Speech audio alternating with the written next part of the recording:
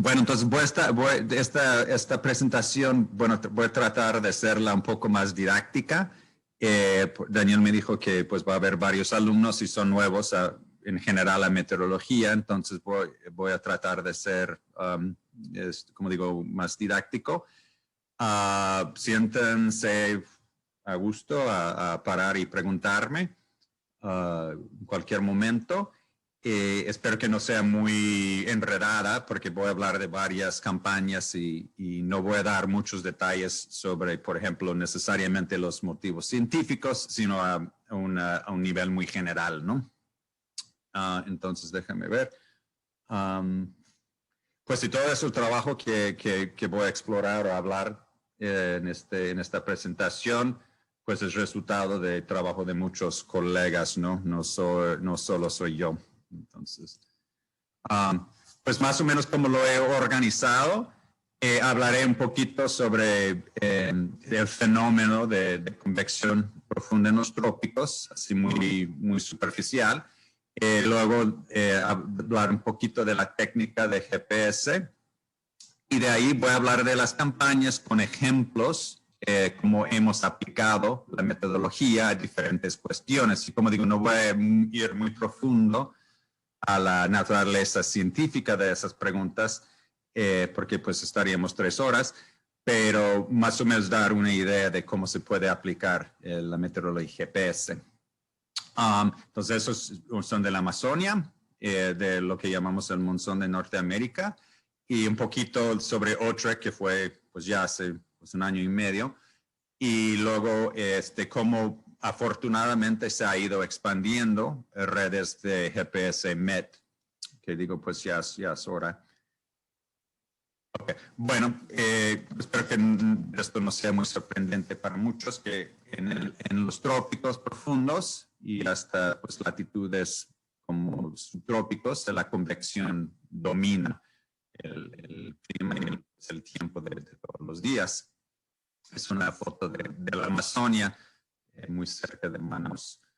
Que ahora, pues justamente mis alumnos me están mandando videos y eso que está inundando Manaus por la subida del Río Negro, que sería interesante, vayan a ver los videos en YouTube. Ok, bueno, en el sistema planetario, esta convección tiene un papel y se asocia, por ejemplo, con la zona de convergencia intertropical o la zona de lo que llamamos, creo que se llama los alisios en español, que donde básicamente es convección que pues, contribuye a la precipitación y los mecanismos de la circulación misma depende de la convección. Y aunque la convección en general profunda es un fenómeno de pequeña escala, digo de docenas de kilómetros a cientos de kilómetros, realmente determina la naturaleza de la circulación en los trópicos y de hecho global, cuando se piensa en ¿cómo se dice? La célula de Hadley. Y todo eso. Okay. Bueno, como fenómeno más a pequeña escala, la convección tiene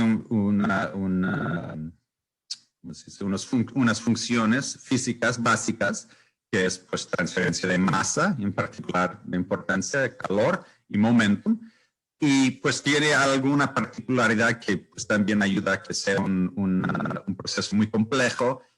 Hay condensación de vapor de gas, ¿no? de vapor de agua en forma de líquido y forma líquida y de hielo.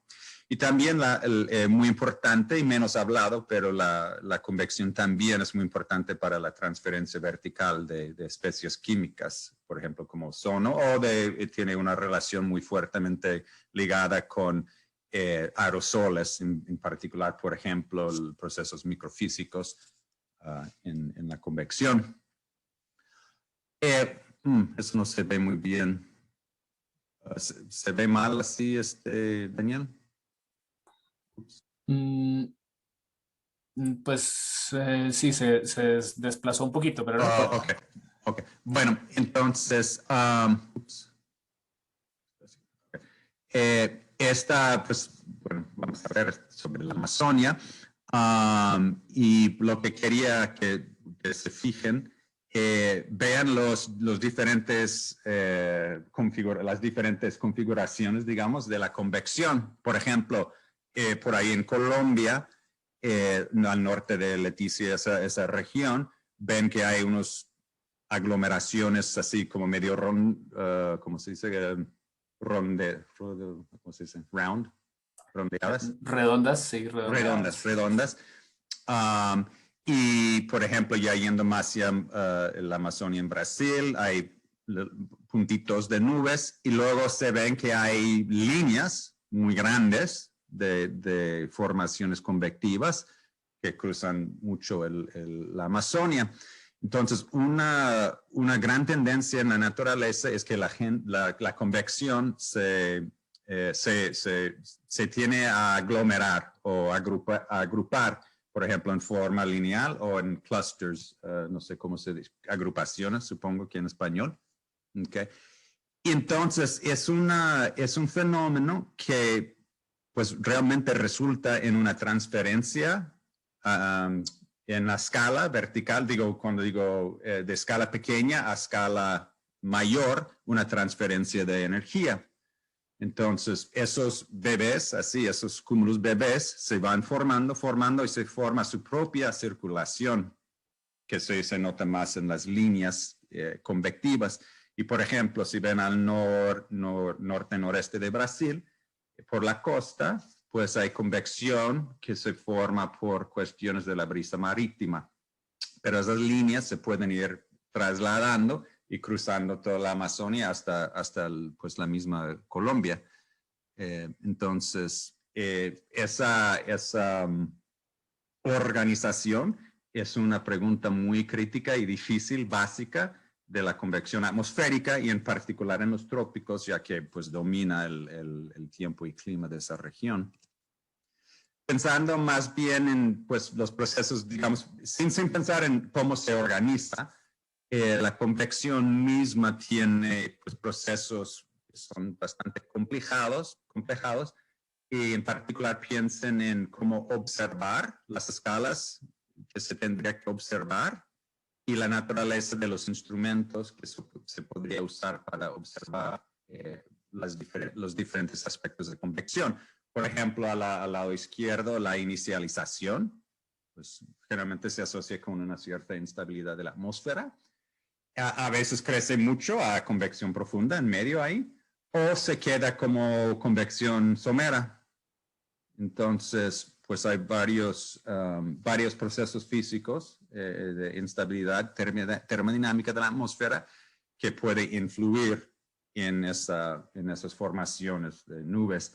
Y dentro de nube ya formada la convección profunda, se ve un poco de lo que había mencionado, de que las transferencias de masa también se asocia con una distribución vertical en calentamiento. Y por el lado izquierdo, ahí. Y también, como ustedes sabrán, cuando cae la lluvia, arrastra un poco el aire y también se evapora. Y que eso generalmente se asocia con una cierta, ¿cómo se dice? Resequedad o secamiento, o no sé cómo se dice. Y eso, por ejemplo, pueden pensar si están no sé, en Bogotá y ven una nube, está lloviendo, sienten hasta la ráfaga, ¿no? Y generalmente huele a lluvia y está más frío, ¿no? También, por ejemplo, en medio, el hecho de que el aire sube también fuerza que haya subsidencia, que también tiene un efecto en el perfil vertical, por ejemplo, de temperatura de la atmósfera. Okay. Entonces, pues lo digo esto para que piensen, bueno, que sí, pues nada más tratando de entender una nube y sin pensar en la cuestión de microfísica, que ya es otro nivel de escala, ¿no? O sea, ya casi molecular. Es algo muy, muy complejo y ni estamos tratando ¿cómo se dice? Pensar en cómo se organiza, que eso es nada más como una nube o una tormenta. Okay. Entonces, bueno, sería muy milagroso tener toda la posibilidad de observar todos esos diferentes procesos físicos como las corrientes ascendientes, corrientes descendientes, pues, como digo, la microfísica de la producción de lluvia, donde calienta verticalmente en la atmósfera. Entonces, idealmente, para nosotros, para los que estudiamos la convección, habría una variable que sea más o menos sencilla, que nos podía informar algo sobre la naturaleza de la convección. Bueno, obviamente no va a cubrir todo lo que acabo de decirte, los diferentes aspectos, pero una variable que es tiene una relación muy fuerte con la convección atmosférica profunda en los trópicos es lo que llamamos el agua precipitable o PWV, Precipitable Water Vapor en inglés. Y eso pues desde hace ya mucho tiempo se sabe y más bien con muchos datos ya de satélites y todo eso ya se van desarrollando pues ¿cómo se dice?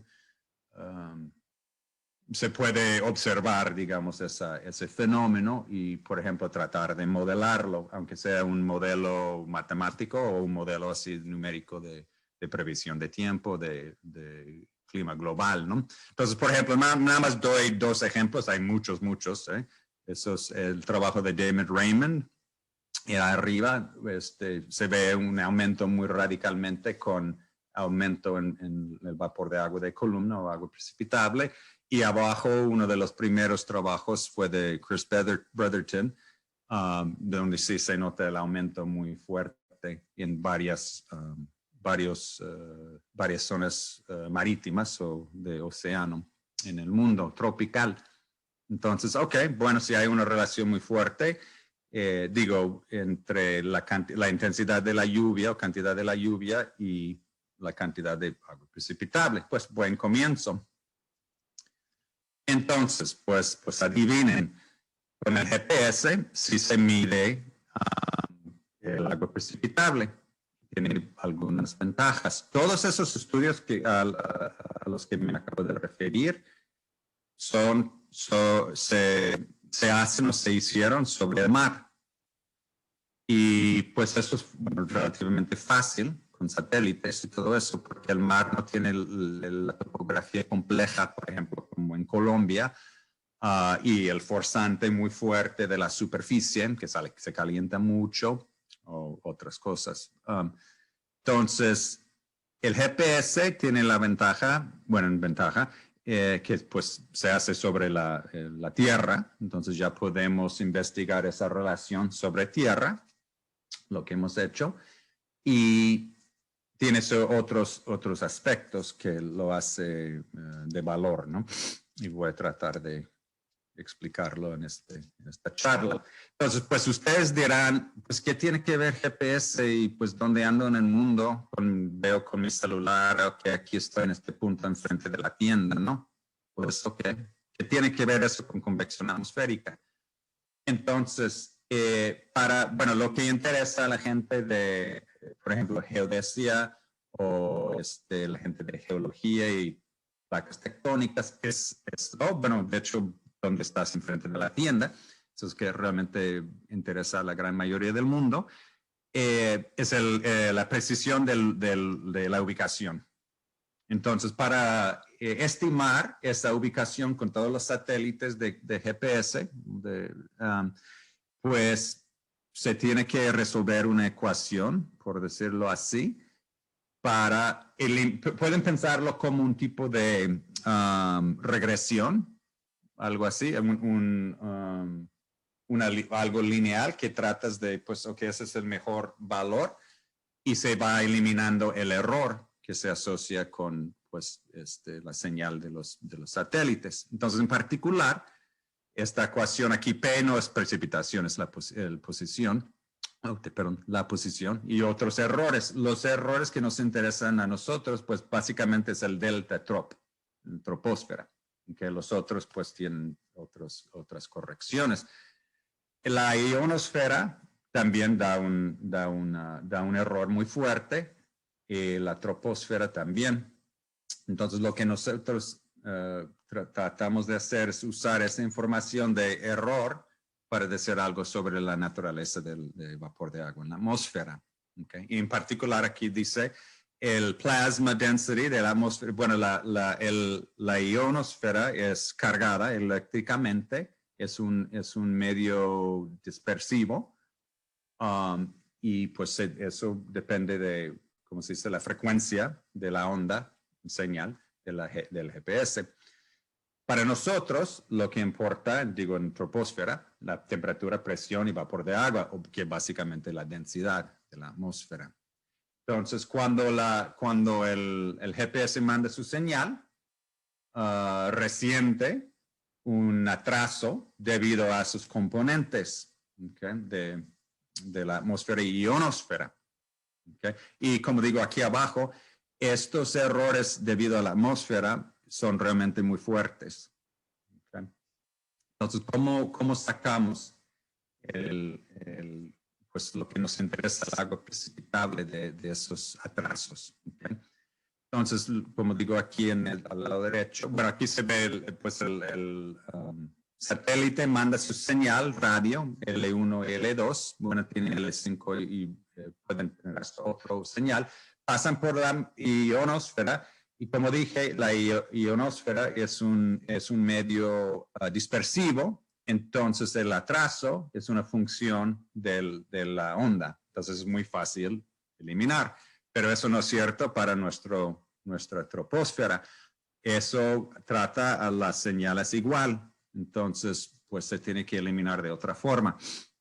Entonces, ¿cómo lo hacemos?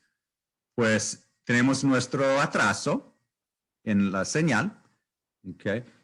Y lo que tenemos que calcular es la masa de la atmósfera, y eso se puede hacer con presión, asumiendo balance hidrostático. Okay. Si podemos eliminar esa parte seca de la atmósfera, entonces lo que queda es el atraso debido al vapor de agua en la atmósfera. Okay. Y es por toda la atmósfera, entonces es columna. Y ese atraso húmedo, por llamarlo así, es básicamente proporcional a la cantidad de agua precipitable. Esa es la idea. Obviamente estoy saltando muchos detalles, pero esa es la idea básica. Okay.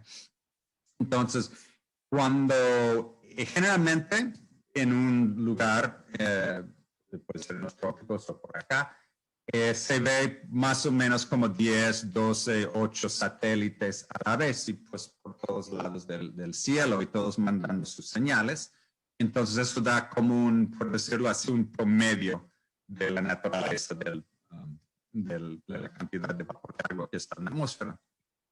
Entonces, ¿cuál es la escala verdadera? Bueno, si pensamos que en la atmósfera hay una escala de, ¿cómo se dice? Bueno, scale height, una escala de altura de vapor de agua, más o menos 2.5 por ahí en nuestro planeta.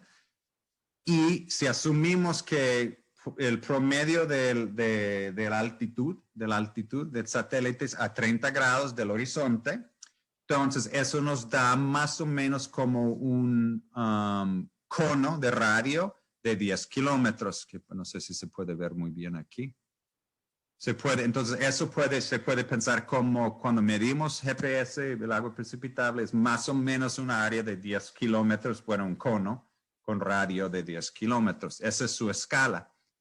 Obviamente para un cumulus bebé así chiquita de kilómetros es muy grande, pero cuando se va desarrollando ya pues llega a esa escala de, bueno, ¿cómo se diría? De tamaño de la tormenta.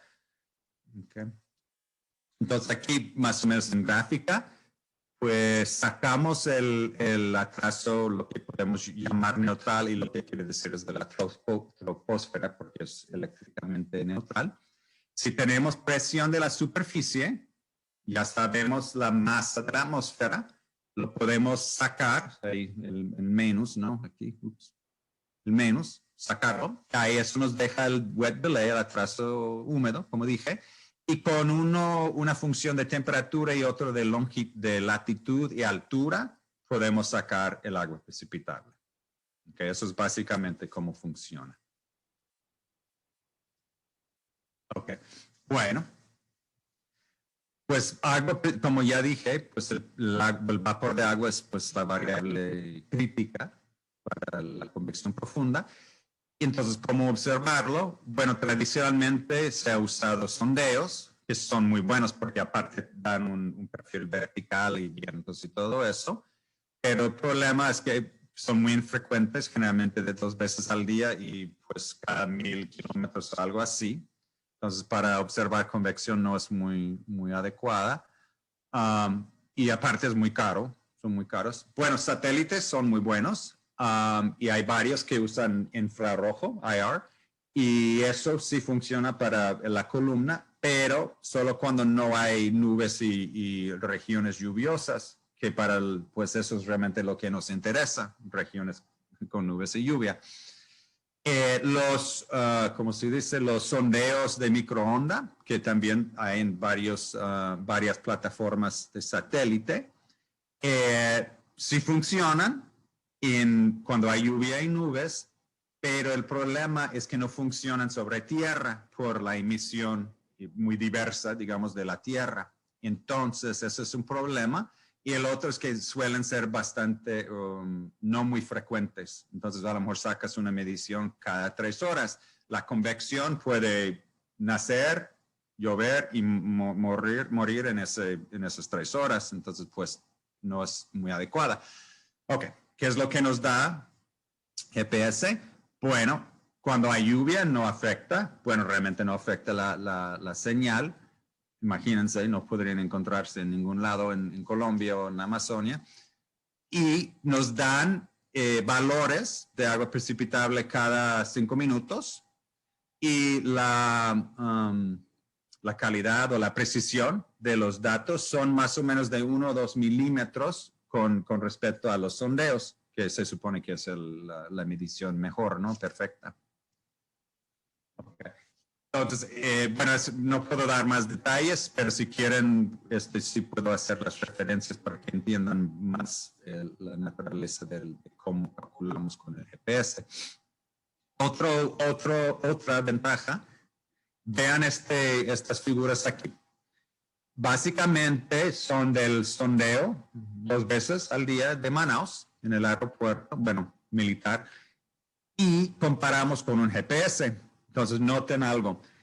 12Z es 8 de la mañana en Manaus. 0Z es como 8 p.m. Entonces, vean, la distribución está bastante bien, coinciden más o menos con el promedio a 0, como debe de ser, pero vean lo que pasa en la noche. El sondeo es más húmedo que el GPS. Entonces hay un sesgo, digamos, un sesgo húmedo. ¿Por qué sería eso? Pues supongo que pueden adivinar. Llueve mucho en la tarde-noche en Manaus. Bueno, también en la mañana a veces, ¿no? Entonces, el sondeo sube por las nubes y la lluvia y pues ya se moja el instrumento y da un sesgo, ¿no? Yo predico mucho eso a mis colegas que nada más trabajan con sondeos, pero no, pues no me hacen mucho caso, pero por lo menos ya ha salido en varios papers. Ups. No sé por qué no está avanzando.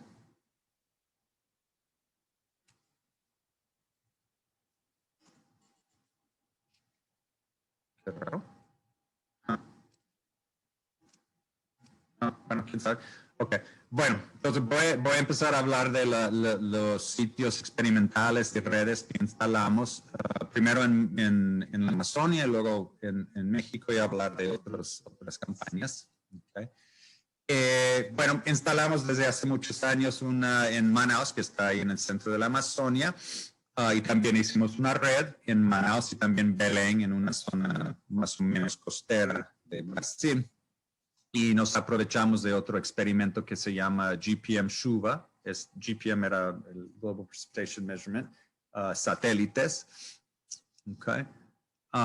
Y pues la estación permanente fue casi 4 años, la red densa fue de 1 año y un mes que hicimos para contribuir a ese IOP, que es de observaciones intensas.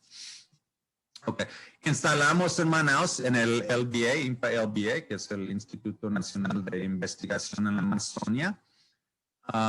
Y pues instalamos, bueno, lo interesante de este lugar es que fue la primera en la Amazonia Central y fue hasta en tiempo real. Y eso fue bastante único. Nos procesaba los datos, la NOAA en Boulder. Entonces, pues nada más para que vean un ejemplo de lo que se ve con el GPS. Entonces aquí nada más agarré un ejemplo, había un squall line, o no me acuerdo cómo se dice en español, pero bueno, una de esas tormentas de línea que van pasando por Manaus, por el Río Negro. Entonces, vean aquí. El agua precipitable al lado izquierdo, pues de 60, pues está bastante húmedo en Manaus, ¿no? Y pues arriba las líneas negras es la precipitación. Abajo pues, también tienen el agua precipitable en los puntos azules. Y vean la línea negra puntillada, es viento, perdón, es temperatura, y la roja es viento. Entonces, este es el 25, eso es en día decimal, ¿no?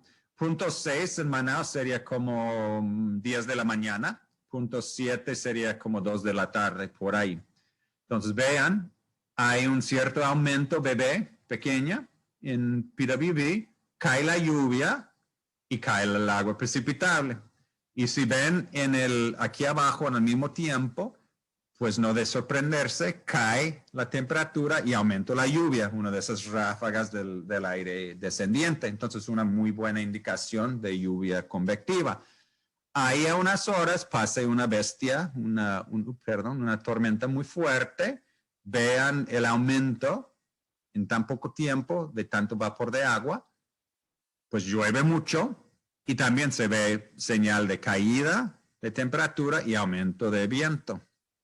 Entonces, ok, bueno, vimos 2 tormentas convectivas, pero seguramente esta aquí de la mañana no es muy grande, pues generalmente la instabilidad en la mañana, de la mañana no es muy grande, y en Manaus, yo viví ahí casi 5 años, puedo ser testigo, si llueve mucho, si alguno de ustedes han bajado a la Amazonia en la parte este de Colombia, pues saben que pues llueve mucho, pero al formarse una línea de tormenta, organizarse, vean la diferencia en la intensidad de agua precipitable, que es un factor muy, muy importante. ¿Cómo pues podemos deducir eso? Okay. Si agarramos la conservación de vapor de agua, conservación de agua, veamos esto ya es una versión simplificada, ¿no? Ya quité algunos términos así muy pequeños. Okay. Entonces tenemos la columna aquí, todo vapor de agua, como se dice, specific humidity, pero del condensado, o sea, podemos pensar como nube, convergencia de flujo de vapor de agua, evaporación y precipitación. Okay. Bueno, el agua precipitable nada más se divide por la densidad del agua líquida y eso da una columna, digamos una medición como de milímetros o centímetros o pulgadas de agua líquida. O sea, eso es lo que llamamos el agua precipitable. Entonces, lo que yo voy a argumentar en el resto de esta charla es que lo que medimos con el GPS, o sea, este término aquí, su cambio de tiempo, es proporcional a la convergencia de vapor de agua, que yo digo que es representativo de la intensidad de la convección. Okay. Aquí ya pueden debatir conmigo, pero voy a tratar de hacer algunos argumentos. Okay. Con esa estación que teníamos en Manaus, hicimos una climatología, salió en este paper en 2013. Y pues el argumento aquí, o la importancia científica es algo que está todavía muy debatido, es lo que llamamos la transición somera profunda. Entonces, cuando tienen cúmulos muy bebé y van creciendo, ¿cuál es el tiempo? ¿Cuál es la escala de tiempo en el que en la que eso ocurre. Y eso sí ha sido un problema para modelos numéricos de todas las resoluciones. Okay. Y hasta sí todavía no entendemos exactamente los mecanismos, procesos físicos a los que se puede atribuir esta transición a convección profunda. Pero vean, hicimos una climatología con agua precipitable, con precipitación y otra variable clave, la nube, la temperatura de nube, que se mide, por ejemplo, con los satélites GOES puede ser hasta cada 10 minutos. Es una variable muy buena para distinguir, por ejemplo, esa convección BB que vimos arriba en la otra slide, diferente del squall line, enorme y muy fría. Es otra manera de distinguir. Entonces, vean aquí, T igual a 0. Ese es el pico de agua precipitable durante la tormenta. Entonces, nada más hicimos un promedio para atrás en tiempo para ver cuál es ¿cómo se dice? El tamaño o el tiempo, la escala de tiempo de transición. Entonces, vean, esta verde es del agua precipitable, pues mucha convergencia aquí muy lineal, aquí muy no lineal, empezando a un tiempo de menos 4 horas. Vean la nube, ahí más o menos viendo la superficie y ya cuando empieza la convergencia, pues va cayendo muy rápidamente la nube y hasta ya empieza a producir lluvias más fuertes y más fuertes. Okay. Y acuerden de mi suposición aquí. Yo milagrosamente eliminé este término de nube y sin explicar por qué. Bueno, vean aquí. ¿Ustedes creen que lo puedo hacer? ¿Es válido? ¿Es válida esa eliminación de la nube? Pues vean, aquí la nube está creciendo y aquí el agua precipitable está creciendo. Si el término de la nube fuera muy, muy grande, pues mataría a ese aumento. O sea, cuando el agua precipitable condensa, pues se elimina. Pero vemos que no es cierto aquí. Entonces, creciendo la nube, aumenta el agua precipitable. Entonces, yo argumento que sí se puede eliminar este término. Bueno, evaporación, pues voy a hacer otro argumento a rato. Y precipitación, pues podemos eliminarlo en el sentido que generalmente en la parte somera no hay tanta lluvia ni tan fuerte. Okay. Bueno, que si están en la Amazonia, ahí estoy en mi trabajo, ¿no? En el tránsito con vacas en el río y todo eso. El problema con GPS es que eso es lo que tienes fuera de las ciudades. O sea, está muy, bueno, podemos poner, por ejemplo, hay un pájaro encima de la vaca, a lo mejor sí podemos meter un GPS encima bueno, a lo mejor no. Entonces, ¿cómo podemos desarrollar GPS meteorología cuando hay condiciones tan difíciles? Okay. Bueno, entonces lo que propusimos, y por ejemplo la gente que trabaja con geodesia y geología, de formación tectónica, pues sacarían su pistola y me matan, porque no estarían de acuerdo con esta idea. Pero lo que hicimos, instalamos un GPS en una torre de flujo encima de la Amazonia, ¿cómo se dice? De la selva amazónica. Para ver, bueno, podemos sacar buenos resultados de PWV en una configuración tan, ¿cómo se dice? Inadecuada o pues no confiable. Bueno, para poner a prueba si no estamos locos, creamos un instrumento que oscilaba con cierta frecuencia en tiempo y lo pusimos a nuestro permanente ahí al lado en el LBA en INPA, en Manaus. Okay. Entonces la diferencia es de metros, entonces pues no va a haber diferencias de columna vertical. Y vean, cuando el aparato y el permanente, ninguno se movía, pues eso fue la diferencia.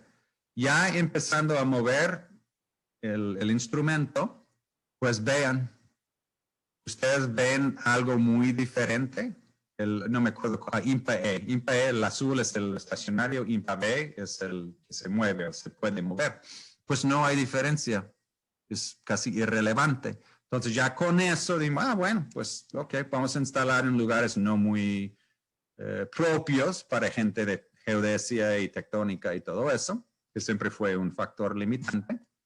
Entonces, pues, instalamos en lugares muy extremos, en sentido, fue Palafita, ¿no? Es de una de mis alumnas en Manaus, y pues instalamos un GPS ahí, y pues el río se inunda, y esta casa se inunda. De hecho, ya no está, porque pues toda esta región se inundó y lo tuvieron que mover a otro lugar, ¿no? Pero digo, imagínense cómo se deforma la tierra y eso, pero no, pues no provoca mucha distorsión, mucho error. Entonces, con eso ya conocido, entendido, bueno, vamos a construir una red. Y entonces, pues ahí hasta en las zonas más rurales y de selva y esas cosas, pusimos obviamente más en Manaus porque es más fácil, ¿no? Más estructuras. Y hicimos otro en Belén para el experimento de GPM Shuva que mencioné. Entonces, con una red, ya con varias, se puede, por ejemplo, medir advección. Entonces, vean, de estas dos estaciones estaban separadas por 20 kilómetros y podemos ver cómo se va advectando, porque se dice así, la columna de vapor de agua. Entonces, es una medición indirecta de advección de vapor de agua. Otra cosa que hicimos para confirmar la cuestión de la transición somera profunda, hicimos un análisis de correlación entre todas esas estaciones para el desarrollo de transición somera profunda, para casi 70 eventos convectivos en Manaus. Y lo que, bueno, aquí estamos viendo tiempo atrás, ¿no? Como la otra figura, menos 5 horas, 4, 3, bla, bla, bla, y aquí es el evento convectivo. Pues no es mucho de sorprenderse que pues la anomalía es muy fuerte en la región de la nube ya lloviendo. Okay. Y con eso desarrollamos una, ¿cómo se dice? Una escala de tiempo de correlación. Y mostramos en ese paper que milagrosamente esa transición, digo, esa escala de tiempo de decorrelación también es de básicamente 4 horas. Entonces, eso nos da bueno, por lo menos variables que los modelos pueden tratar de replicar. Entonces, cuando ellos proponen sus mecanismos, pues tienen que poder replicar este tipo de dato. Entonces, sirve de eso.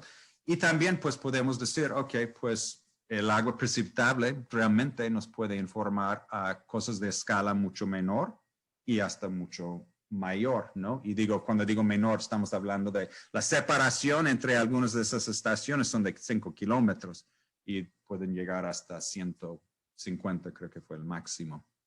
Entonces se ve que la correlación es básicamente ¿cómo se dice? La inclinación de esta función. Okay. Y aquí es la función y sus, ¿cómo se dice? Sus valores. Ok.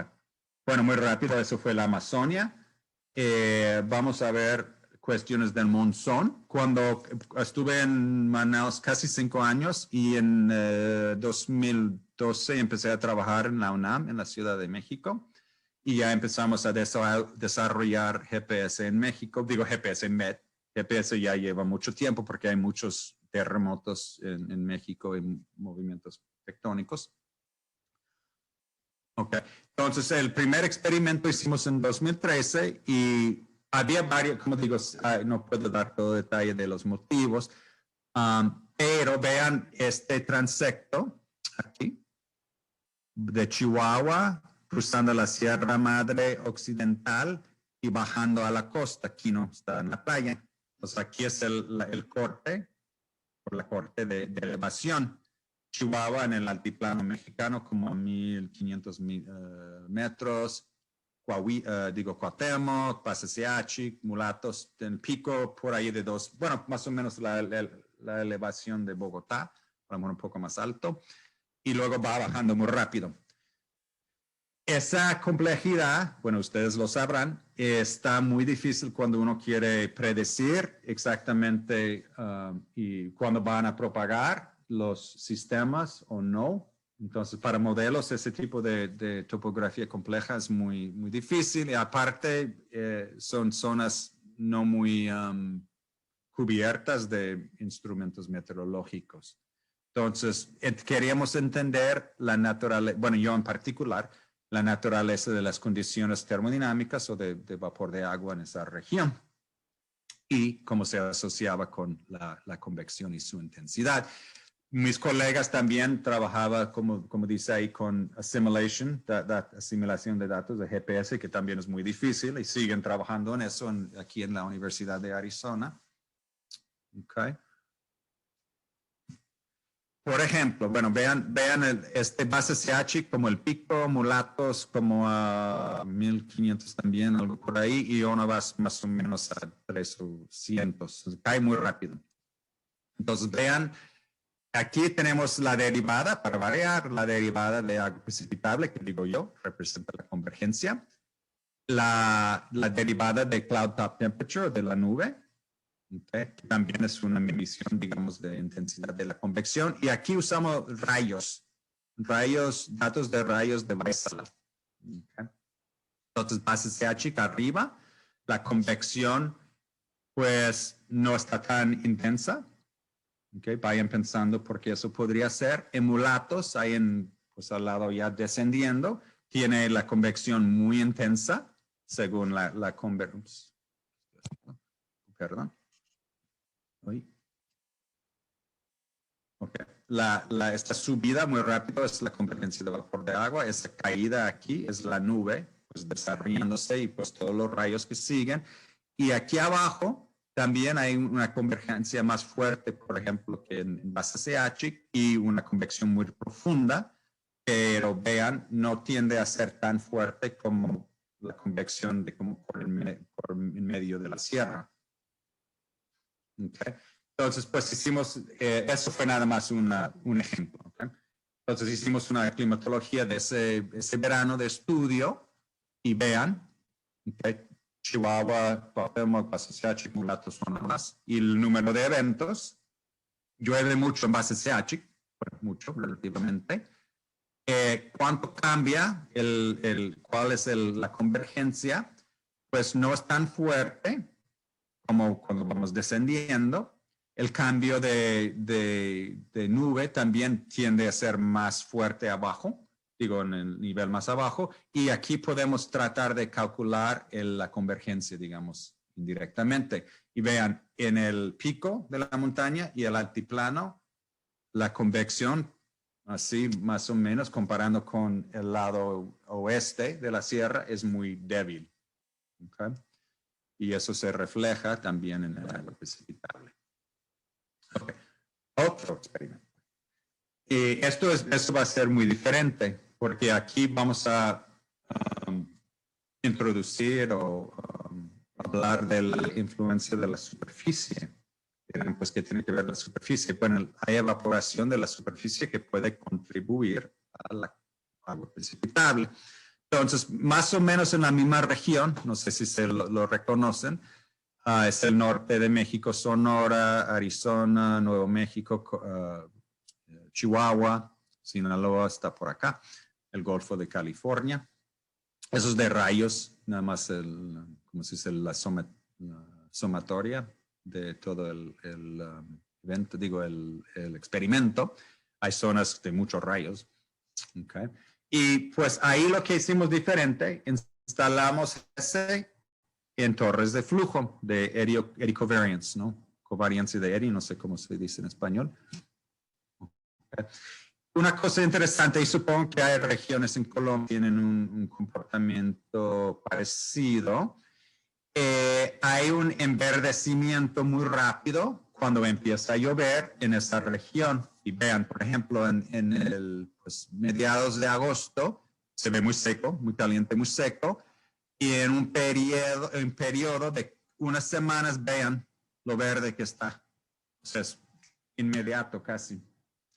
Hay mucha gente que argumenta que ese enverdecimiento puede contribuir al vapor de agua, al agua precipitable, y que puede influir en la precipitación local o en el área, lo que se puede llamar reciclaje de humedad.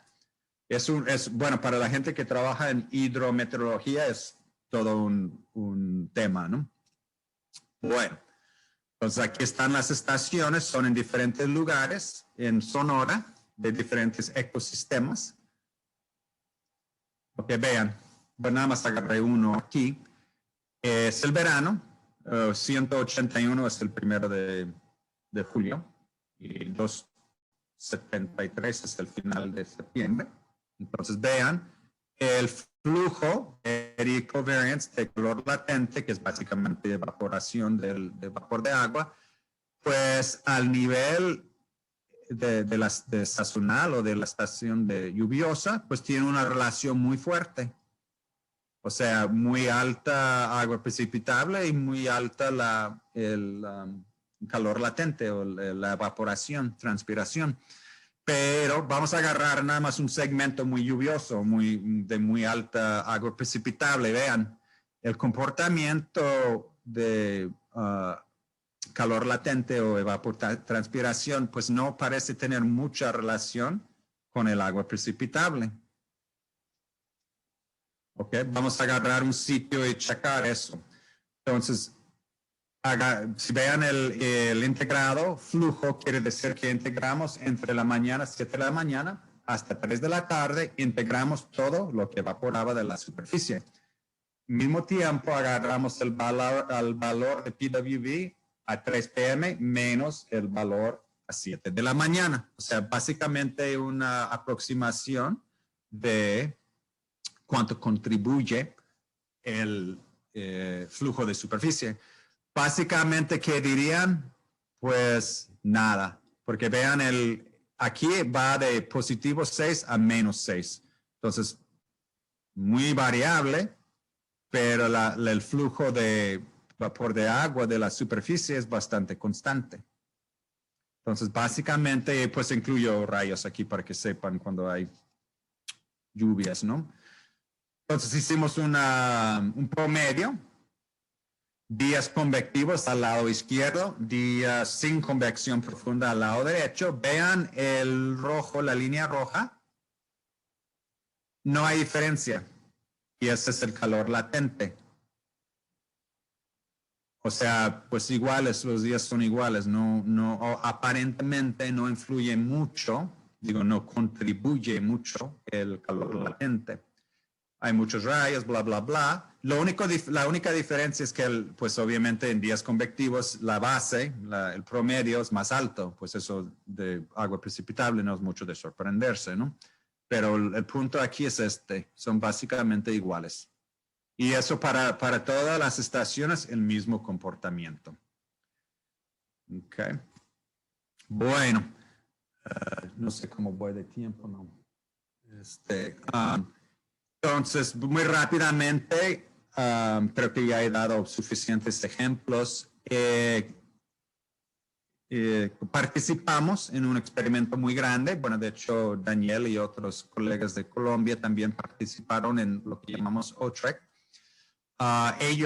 Nuestros colegas, se enfocaron mucho en el comportamiento de convección sobre la mar y nosotros sobre la tierra. Digo, nosotros que trabajamos en Costa Rica. Okay. Entonces construimos un transecto de GPS, lado Golfo del Caribe y lado Pacífico, y pues aprovechando del terreno muy, muy complejo de Costa Rica. Y en Limón teníamos sondeos, creo que si me acuerdo bien, 4 veces al día, y también en ¿cómo se llama? No me acuerdo. Y también había otra estación aquí, San José, en el aeropuerto. Y bueno, hasta la fecha seguimos trabajando. Bueno, yo no he trabajado tantos en estos datos, pero mis colegas siguen trabajando en esos.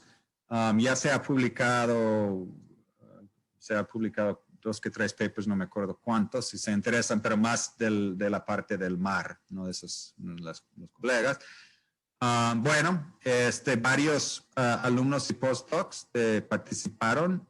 Fernando, pues Alejandro, a lo mejor ustedes lo conocen, ya es facultad de ahí con nosotros en el Centro de Ciencias de la Atmósfera.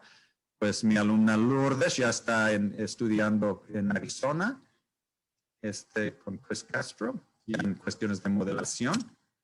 Y en Colombia también participaron varios de la Universidad Nacional y el Servicio Geológico y también el IDEAM, creo que así se dice, que es de los radares. Y afortunadamente Daniel y Héctor Mora y varias personas están tratando de desarrollar redes de GPS-MET en Colombia, que está muy bien porque también pues tienen muchas cosas muy interesantes como brisa del mar en varios lugares, tienen topografía así tremenda, pues también la Amazonia y pues aquí una figura de los radares. Entonces hay mucho potencial para seguir estudiando GPS-MET en Colombia.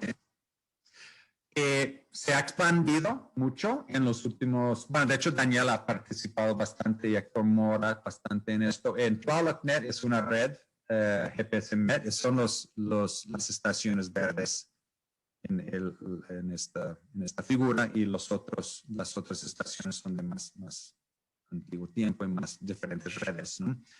El punto aquí es que convencimos a la Fundación Nacional de Ciencia que instalaran permanentes en el noroeste de México, que no es de interés tectónica.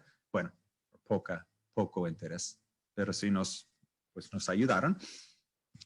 Y algo muy interesante para Colombia en particular es la red de COCONET, que digo, Daniel también participó en eso. Y son muchos, creo que más de 90, algo así, si no me falla la memoria, de GPS en tiempo real y GPS-MET. Y bueno, obviamente hay varias estaciones en Colombia que son para ser desarrolladas. Bueno, hay mucha gente que ha trabajado, muchas universidades de la UNAM, que es un grupo de México que ha contribuido mucho. Bueno, otra colombiana, Francina Domínguez. Está bien. Se me olvidó, que trabaja en University of Illinois, en Urbana-Champaign. Trabaja más como en cuestiones de hidrometeorología. Hay varios colegas de la UNAM y de la Universidad de Arizona. Bueno, alumnos siempre pues ayudan mucho de Brasil. Bueno, de hecho, Ludmila y Glauber ya son profesores en la Universidad Federal. Vivian está dando en una torre de flujo, no sabía, pero estaba 3 meses embarazada cuando subió. Lourdes ahora está en Arizona. Bueno, pues los que me ayudaron mucho a empezar hace 15 años en GPS, con Rob Krasinski, pero que él es el maestro en radioocultación. Rui Fernández, que creo que instaló el sistema de ustedes en Colombia del Servicio Meteorológico para procesar los datos, y Rick Bennett, que es un colega aquí de Arizona. Y muchas personas han ayudado, pues bueno, puede ser gracias, pero pues eso es muy importante aquí, la gente que me ha ayudado durante todos esos años en desarrollar. Entonces, gracias. Espero que no he ido demasiado rápido para, ¿cómo se dice? Para no explicarme muy bien. Pero cualquier pregunta, duda, crítica, queja, pues bienvenido. Ok, muchísimas gracias, Dave. Excelente presentación. Yo creo que pone como una visión un poquito como el potencial que tenemos en este campo también aquí en Colombia. Ajá. Como tú muy bien mostraste ahí, ya existen un montón de estaciones GPS en Colombia que tiene el servicio geológico y pues Héctor Mora ha estado ayudándonos mucho con eso. Desafortunadamente no se pudo conectar, ahí me escribió que tenía un inconveniente, pero bueno, quisiera, no sé, abrir el micrófono para quien quiera preguntar alguna cosa antes de yo meter la cucharada. No sé si alguien tiene alguna pregunta. Si no fui claro, por favor, díganme. Pues no sé si quieren escribir de pronto en el chat. Yo tengo una pregunta. ¿Puedo hablar? Adelante. David, yo no hablo muy bueno español, perdóname, pero usted mostró un mapa de una red de GPS en Caribe, en México, en Brasil. Ok. ¿Hay alguna? Yeah. Acho que você apagou o microfone. ¿Ah? Não estou escutando, ouvindo. Alô, tá me ouvindo? Agora sim. Ok, correto. Adelante. Mi pregunta es sobre si hay alguna red de sensores GPS en Brasil, como se mostró en Caribe, Colombia y México. Ok. Sí, sí, bueno, no sé si estás viendo mis nombres aquí de personas que me ayudaron. Entonces, Luis Sapucci, o Sapucci, mejor dicho, él trabaja en Cepitec y él es el que más trabaja con GPS Med en Brasil. Había una red que, pues, de hecho, que me ayudaron, pero sí, de nuevo, es más como, sí tienen GPS Med, de hecho, pero es más como de tectónica. También, os digo, pues, de formación de terreno y esas cosas. Pero sí es a través de Cepitec. Otra persona que trabaja con GPS es Felipe Nivinsky. Él trabaja en Río Grande Sur, en Federal, no sé, de Porto Alegre o algo por ahí en el sur. Y bueno, por ejemplo, con mis colegas en Belén, en Pará, un colega Galginho, que también tiene, pero así red, yo creo que la persona más adecuada para decirlo sería Luis Sapucci. Entonces, si quieres, pues te puedo poner en contacto con él. Y es el que más sabe.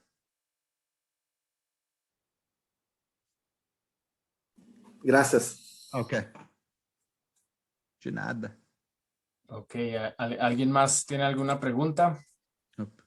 Sí, buenas tardes. Adelante. Buenas tardes, mi nombre es Alejandro, de la Universidad de Antioquia. Mi pregunta es respecto a la contribución de la evaporación local a las variaciones del agua precipitable. Los resultados sugerían que en escalas de horas el calor latente no contribuía mucho a las variaciones de agua precipitable localmente. Quería preguntar si la red GPS sirve para identificar una escala de tiempo mayor en la cual la ET realmente contribuya a las variaciones. Tal vez días, semanas. Bueno, yo sí, no, en ese sentido diría que no. Bueno, por ejemplo, por ejemplo, si estás viendo esa foto de Vivian, Sí. ¿cómo se dice? El footprint, ¿no? De esas torres de flujo pueden ser como de cientos de metros, como mucho. Entonces representan algo muy local. Y como ya dije, el cono del GPS es como, digamos, 10 kilómetros de radio. El argumento que hemos usado, pero primero es hacer promedios, porque sí, definitivamente si hay un efecto local debe de verse en un promedio. El argumento que usamos es que aunque haya diversa vegetación y superficies en esa región, si ves, comparando esos, bueno, yo mostré 3, pero son 4 ecosistemas, el comportamiento es casi igual. O sea, entonces realmente se puede decir que hay una cierta homogeneidad en esta región, y yo supongo que es muy parecido en Colombia.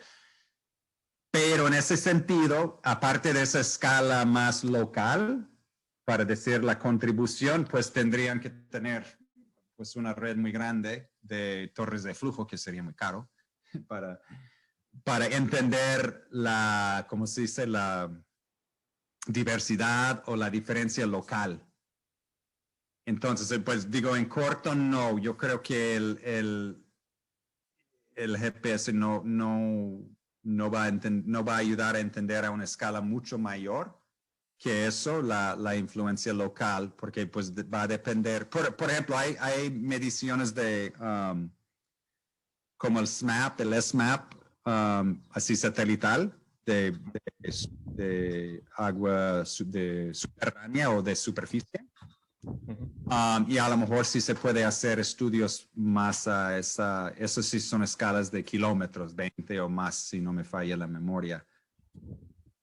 No sé si estoy respondiendo bien a la pregunta, Sí, pero yo sí. diría que no, tiene que ser un poco más local, como más o menos tratamos de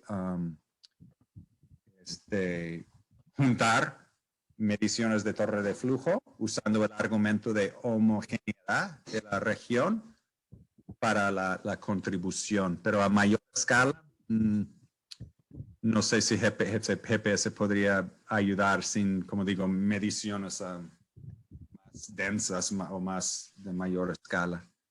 Entiendo. Muchas gracias. Ok. Ok, gracias. ¿Alguien más quisiera preguntar algo? Ups. Pueden abrir el micrófono directamente o escribir lo que prefieran. Bueno, por aquí pregunta José Luis Rodríguez, ¿dónde se pueden conseguir los datos de la red GPS MED en Colombia? Bueno, de pronto esa tal vez la respondo yo, Dave. Sí. Esos datos, digamos que todavía no hay un sistema operacional, ¿sí? que esté trabajando eso. El servicio geológico tiene pues esa red de estaciones GPS que lo utiliza pues para cuestiones tectónicas y de geodesia. Y lo que estamos haciendo en este momento es justamente tomando esa información, no en tiempo real, porque eso ya es otra complicación un poquito más a un nivel más allá, pero sí mirando datos pasados y procesándolos para poder a partir de ahí, de esos, como mostró Dave ahí muy bien, todo el procesamiento que hay que hacer para obtener el PW, la columna de vapor de agua precipitable. Se requiere información, por ejemplo, de la presión atmosférica, de la temperatura, entonces hay que cruzar esa información de estaciones, por ejemplo, del IDEAM, para poder calcular ese PW. Entonces estamos procesando eso, pero en el momento no hay todavía, digamos, un lugar donde uno pueda ir y consultar el valor del vapor de agua en un instante dado en alguna de esas estaciones.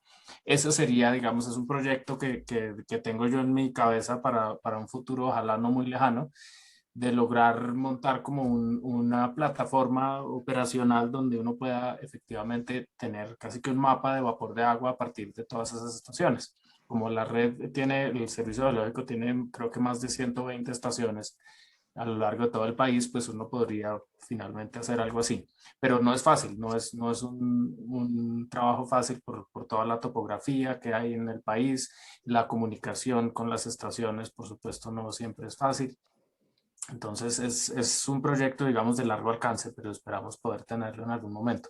Por ahora, pues lo que estamos es recopilando información para investigaciones específicas. Entonces, por ejemplo, para lo que mencionaba de OTREC, para ese periodo 2019, son como unos 2-3 meses, vamos a enfocarnos allí a obtener realmente unos datos bien completos para ese periodo de un buen número de estaciones. Y a partir de ahí, de pronto en el futuro ya podemos ir agrandando pues la red y toda la operacionalidad, o como se diga, de esa información. Una cosa, sí, bueno, se podía, yo supongo que todavía, los datos de CocoNet, Swominet, ¿cómo se dice? Los ingiere y ellos sí dan casi en tiempo real, como una hora o algo de atraso. Ellos sí calculan. Entonces, pues ahí sí puedes ver y bajar los datos. Pero son únicamente las estaciones que transmiten por internet sus datos de GPS, ¿no? Y y como digo, Coconut sí, eso lo hace. Entonces, ¿cuántas Sí, es cierto. estaciones son, Daniel, ahí en Colombia? Digo, De Coconut. Coconut hay, sí, aquí estoy justamente revisando, pero sí, el problema es que por alguna razón muchas de esas estaciones no están, digamos, reportando en este momento en tiempo real. Pero ahí les voy a compartir en el chat la dirección para que ahí lo puedan consultar. Sí, de hecho, Son, lo que pasa, no sé exactamente, les voy a escribir, pero lo que yo he notado también aquí es que SuamiNet, no sé si se les acabó el dinero o qué pasó, pero sí me parece que no están procesando como antes. Entonces quiero, sí, porque no, ellos lo hacen más por, como dicen los mexicanos, por buena onda, porque no sacan nada de dinero y es parte del Cosmic y algo de UCAR en Boulder. Pero tienen años y años de datos y seguramente todos los datos de Coconut en Colombia sí tienen PWV. Lo pueden conseguir cada media hora, 15 y 45 en cada hora. Entonces, si necesitan el link o algo así, se me dicen y les mando. Pero sí se pueden bajar los datos sin problema. sí. Sí, creo que es ahí el que puse en el chat, el de SuamiNet, ¿no? Ahí se puede descargar Ajá. la Ok. información. Bueno, yo tengo una pregunta, Dave. Nosotros con uno de mis estudiantes de maestría estuvimos mirando eventos convectivos en la sabana de Bogotá, que por ahí está Alejandro también. Y hicimos unos compuestos del vapor de agua precipitable también para una estación en Bogotá con esos eventos convectivos. Y lo que encontramos efectivamente es que uno observa cuando la escala de tiempo parece más corta que la que encontraron ustedes en el Amazonas. No recuerdo en este momento, pero creo que es algo así más como de 2 a 3 horas. Y pues uno observa un incremento en el PWV muy claro antes del evento, pero Ajá. una vez ocurre el evento, lo que sí no observamos aquí es esa caída tan fuerte en el vapor de agua, sino que más bien se mantiene en un valor alto. No sé si tú has observado de pronto algo parecido en otros lugares. Ok. Sí, no, bueno, por ejemplo, bueno, no sé si puedo ir aquí. Vamos hasta esa figura. Ups, no. A ver. Aquí, esa caída, dices, del PWV, Sí, que ves, eso es más una función de cómo calculamos ¿cómo se dice? Cómo hicimos el promedio para atrás. Si tú ves los eventos reales, no tienen esa caída que vemos aquí. Entonces, lo que nos interesaba era T0 hasta T-2. Entonces, esa caída que ves ahí no es muy realista y muchas veces hace exactamente lo que dices. Bueno, vimos en el evento aquí, pero acuérdate que eso fue ¿cómo se dice? Un squall line. ajá, Vino, se juntó y se fue. Y ya al irse, pues ves lo que pasa, ¿no? Sí.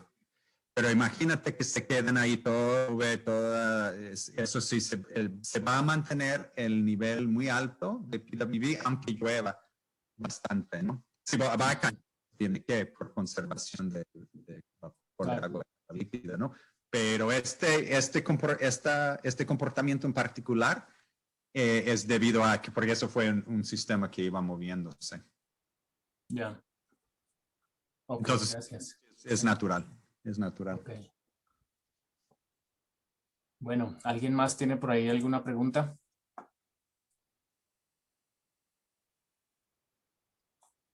Parece que no. Ok, bueno, bueno, puse ¿cómo se dice? Mi correo aquí, al final. Buenas, profe, una pregunta. Ok. Sí, Servicio. adelante. Profe, lo que pasa es que también es la red de Aeronet de la NASA. Ellos manejan también, digamos, una variable de vapor de agua precipitable. Ajá. ¿Cómo se podrían, digamos, utilizar esos datos y compararlos con los datos que manejan ustedes? Esa es la pregunta. Ok. Sí, bueno, si tienen, nada más si saben como se dice, pues la ubicación de la malla, digamos, de su grade o como se diga, pues tratar de encontrar el GPS más cerca de eso. Pero el problema en algún sentido del GPS es que si tienen, bueno, por ejemplo, pensando en Colombia, si tienen esa topografía muy, muy compleja, a veces el resultado del GPS puede ser no tan representativo. Por ejemplo, si es un promedio a mayor escala, que muchas veces lo es dependiendo de plataforma satelital de medición de agua precipitable, ¿no? Entonces hay que siempre tomar eso en cuenta, ¿no? Digo, la escala del GPS sí tiene como digo, tiene ese radio de 10 kilómetros más o menos, pero otros valores satelitales tienen pues hasta mayor escala y pues, la frecuencia tiende a ser menor. Pero sí, eso sería, yo digo, eso sería como la manera, ¿no? Es tratar de encontrar un GPS más cercana a la malla, ¿no? Que estás observando. Bueno, gracias. Ok. Ok, muchas gracias. Bueno, ¿alguien más tiene alguna pregunta? Ups. ¿Algún comentario? Si no, entonces, pues muchísimas gracias, Dave, por esta presentación. Nuevamente una invitación para todos a colaborar con nuestro nuevo grupo de investigación en ciencias atmosféricas. Vamos a tratar de organizar este tipo de seminarios con cierta frecuencia, entonces el que esté interesado, por favor, me puede contactar. Y bueno, hasta la próxima. Ok, bueno, gracias, Daniel. Y como digo, pues escríbanme con cualquier duda. Y si quieren los artículos que mencioné, para que tengan una base más como si es profunda, o como decirlo, sobre el problema, digamos, técnico o científico que estábamos tratando de atacar. Entonces, pues sigue, como dicen los brasileños, fiquen a vontade. Pues me pueden escribir en inglés, portugués o español. Eso ya con eso. No manejo otro idioma. Más que suficiente. Bueno, muchísimas gracias, Dave. Ok, bueno, gracias. Entonces, buena tarde para todos. Okay. Que estén muy bien. Ok. Muchas gracias. Bueno, gracias. Hasta luego. Hasta luego.